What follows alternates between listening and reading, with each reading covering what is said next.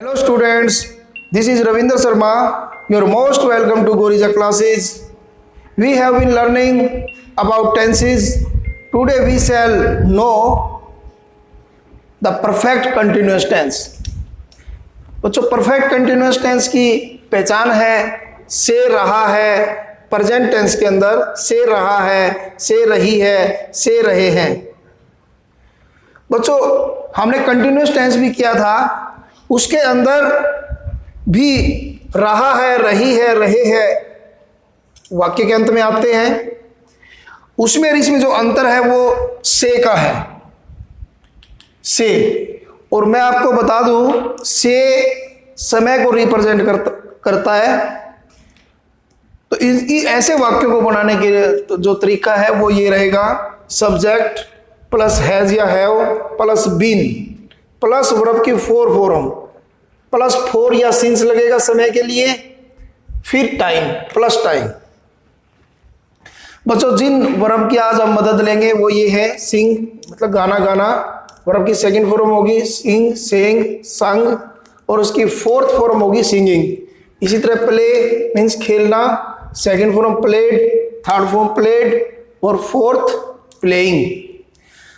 बच्चों perfect continuous tense के अंदर वर्ब की फोर्थ फॉर्म का ही यूज होगा, जैसा कि कंटिन्यूस टेंस के अंदर भी इसी फॉर्म का यूज होता है, परफेक्ट कंटिन्यूस में भी इसी फॉर्म का यूज होगा।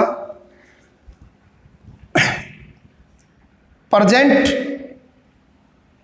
के वाक्य बनाने का तरीका ये रहेगा अफर्मेटिव सेंटेंस का, सब्जेक्ट प्लस हैज या have plus been plus verb की फोर्थ फॉर्म प्लस फोर या सिंस प्लस टाइम। बच्चों आगे बढ़ने से पहले हम एक चीज समझ लेते हैं।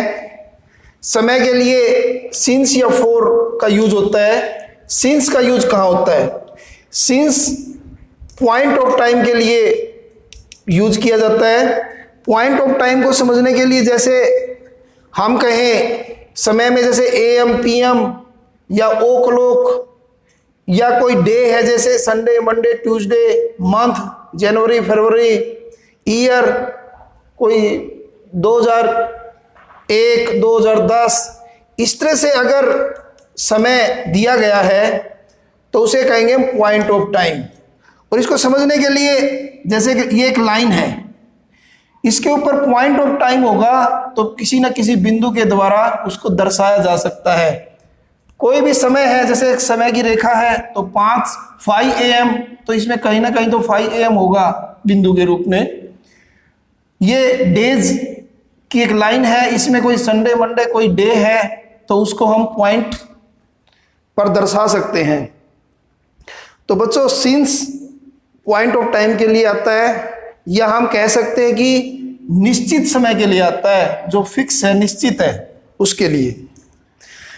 अब देखते हैं फोर बच्चों पीरियड ऑफ टाइम के लिए आता है, जैसे 5 मिनट्स, 2 डेज, 3 मंथ्स, 10 ईयर्स।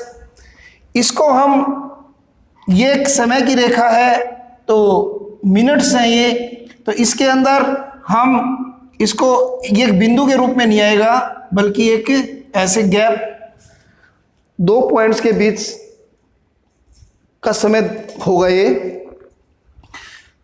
इसको बच्चों अनिश्चित समय भी बोलते हैं। बार बार आप इनके एग्जाम्पल देखेंगे तो आपको समझ में आ जाएगा। अब आगे बढ़ते हैं। प्रेजेंट का स्ट्रक्चर मैंने आपको बता दिया, सब्जेक्ट प्लस में हैज प्लस में बीन प्लस वर्ब की फोर फॉर्म, फिर फोर या सिंस, फिर टाइम। जैसे वह 5 मिनट से गाना गा रहा है तो he has been singing a song for 5 minutes. 5 minute से ये पीरियड ऑफ टाइम है, 4-5 मिनट्स। अगर हम ये वाक्य ऐसे होता, वह 2 बजे से गाना गा रहा है, तो यहां पर सिंस 2 o'clock आ जाता है, सिंस 2 o'clock। दूसरा वाक्य, मैं 5 मिनट से गाना गा रहा हूं, I have been singing a song for 5 minutes। बच्चों ही के साथ हैज लगा है और आई के साथ हैव, ये नियम भी पहले भी आपको बताया था और दोबारा से देख लें। आई, वी, यू, दे और जितने भी प्लूरल है उनके साथ हैव लगता है। ही, सी, इट और जितने भी सिंगुलर हैं उनके साथ हैज लगता है। तो बच्चों इसी का नेगेटिव वाक्य है, मैं गाना नहीं गा रहा हूं। तो इसमें जो नहीं है, नोट आएगा, वो हैव और बीन के बीच में आएगा। ध्यान रखें, हैव और बीन के बीच में आएगा। I have not been singing a song for 5 minutes. अगर कोई निश्चित समय है तो सिंस 2 o'clock। ऐसे आगे करते हैं इंटेरोगेटिव और इंटेरोगेटिव सेंटेंस। बच्चों इंटेरोगेटिव सेंटेंस को हम यहीं समझ लेते हैं इसी स्ट्रक्चर में। इसकी जो हेल्पिंग वर्ब है हैज या हैव, ये वाक्य के शुरू में आ जाएगी, बाकी एज इट इज रहेगा। लास्ट में आपको क्वेश्चन मार्क लगाना है। देखते हैं, क्या वह 2 दिन से गाना गा रहा है? तो has he been singing a song for 2 days।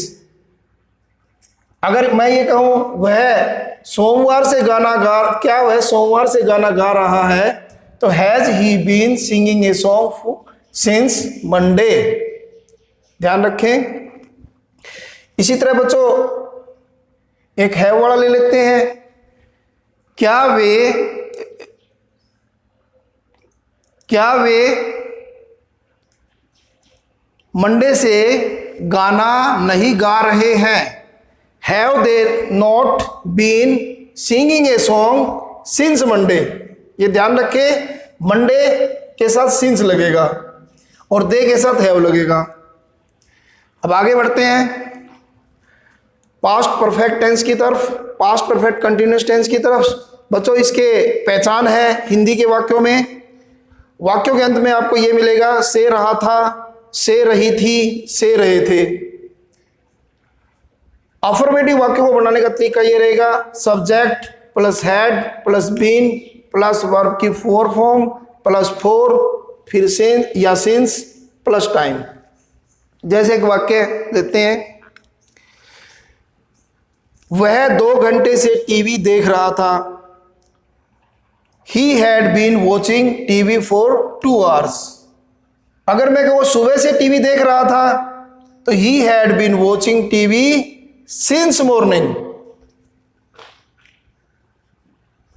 इसी तरह से बच्चों इसका नेगेटिव वाक्य ले लेते हैं। नेगेटिव सेंटेंस के अंदर हैड और बीन के बीच में नोट आएगा, ये आपको ध्यान रखना है। हम 2 घंटे से टीवी नहीं देख रहे थे। We had not been watching TV for 2 hours। आगे एज इट इज ही है जैसे ऊपर का सेंटेंस था। अब कुछ इंटेरोगेटिव और नेगेटिव एंड इंटेरोगेटिव वाक्य कर लेते हैं। क्या वह सुबह से टीवी देख रहा था? Had he been watching TV since morning.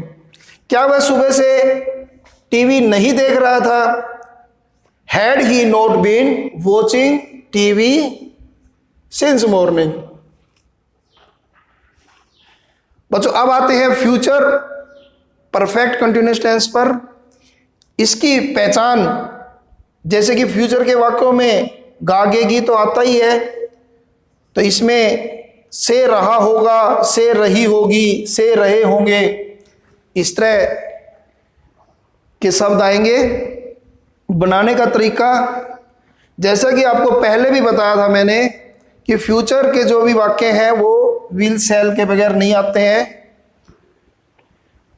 Subject plus में विल अथवा shall plus have plus been plus verb की 4th फॉर्म फिर 4 या सिंस फिर टाइम।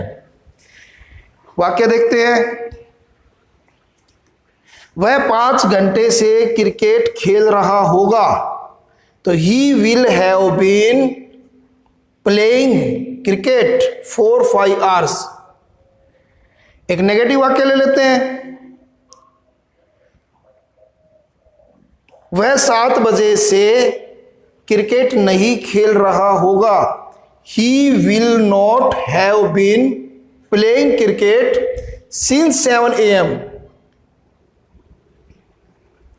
आगे देखते हैं इंटेरोगेटिव एंड इंटेरोगेटिव सेंटेंस। वाक्य, क्या वह 5 घंटे से क्रिकेट खेल रहा होगा? Will he have been playing cricket for 5 hours। एक दूसरा वाक्य और ले लेते हैं जो कि नेगेटिव एंड इंटेरोगेटिव है। क्या हम 7 बजे से क्रिकेट नहीं खेल रहे होंगे? Shall we have not been playing cricket since 7 AM। बच्चों, ये तो हम पहले भी सीख चुके हैं, आपको बता चुके हैं कि आई वी के साथ सेल आएगा और बाकी के साथ विल आता है। ये भी ध्यान में रखें फ्यूचर के वाक्य बनाते इसमें।